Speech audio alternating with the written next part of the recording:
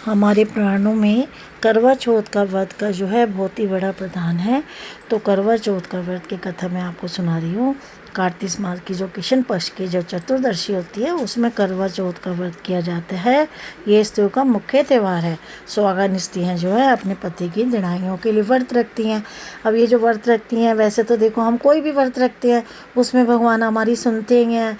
भगवान अब ये व्रत हमारे पति के लिए है, सुख शांति के लिए। हम यही कहते हैं कि हमारे पति की आयु अच्छी लंबी हो, भगवान हमारे घर में सुख शांति हो, हमारे बच्चे ठीक ठाक रहें, सब शांतिपूर्ण रहे। तो भगवान हमारी हमेशा सुनते हैं। और अब हमने अगर व्रत रखा है कृष्ण भगवान जी के आगे, परमात्मा के आगे, भगवान के आगे, तो हमारी हमेशा व्रत की वो हमेशा उसकी अपील ज़रूर सुनते हैं। तो इसका जो विधान है, इस पर क्या होता है कि हमें इसमें अपनी सास को बायना देना होता है और उसमें हमें शिव जी, पार्वती और गणेश जी की पूजा, इसका महत्व होता है।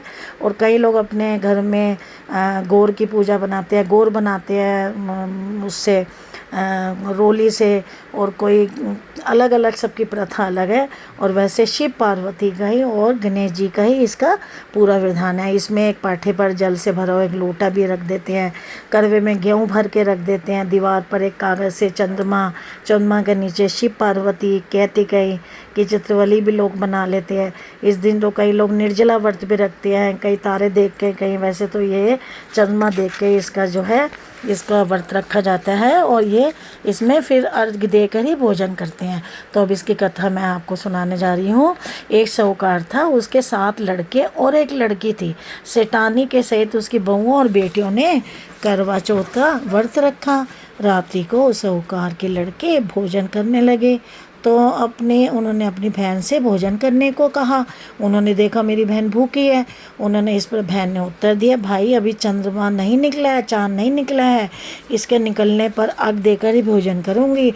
और बहन की बात सुनकर भाइयों ने उनको मतलब क्या काम किया कि वो उनको दुख हुआ कि मेरी बहन भूखी है, कि नगर के बाहर जाकर अग्नि जला दी और छाननी ले जाकर उसमें से प्रकाश दिखाई देते हैं। उन्होंने बहन से कहा, बहन देख बाहर चल, चाँद निकल आया है, आग देकर भोजन जमा लो।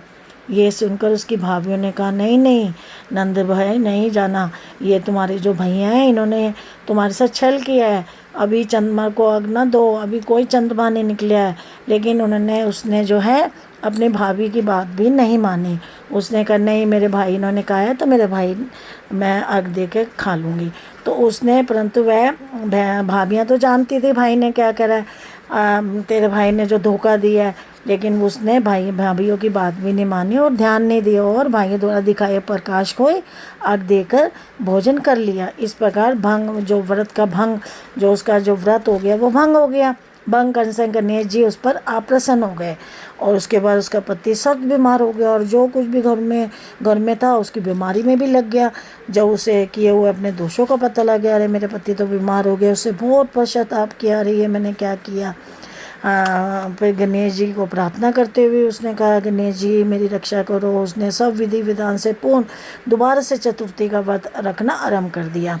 श्रद्धानुसार उसका आदर करते हुए उसने आशीर्वाद करने के लिए ही अपने मन को लगा लिया, गणेश जी के ऊपर मन लगा लिया, नहीं आप मेरी भक्ति स्वीकार करो। इस प्रकार उसके श्रद्धा भक्ति सहित कर्म को देखकर भगवान गणेश उस पर बहुत प्रसन्न हो गए और उसके पति को जीवन दान देकर उसे आरोग्य करने के पश्चात धन संपत्ति युक्त कर दिया।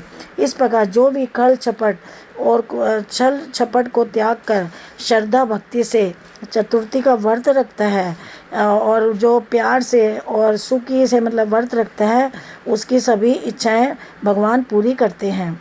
इस प्रकार जो भी कोई छल कपट को त्याग कर श्रद्धा भक्ति से चतुर्थी का गणेश जी का व्रत रखते हैं, वह सब प्रकार से सुखी होते हैं और वह सभी कलेशों से मुक्त होते हैं। जय मेरी मैया रानी की जय। जय गणपति बाबा की जय, शिव शंकर भगवान की जय, पार्वती मैया रानी की जय।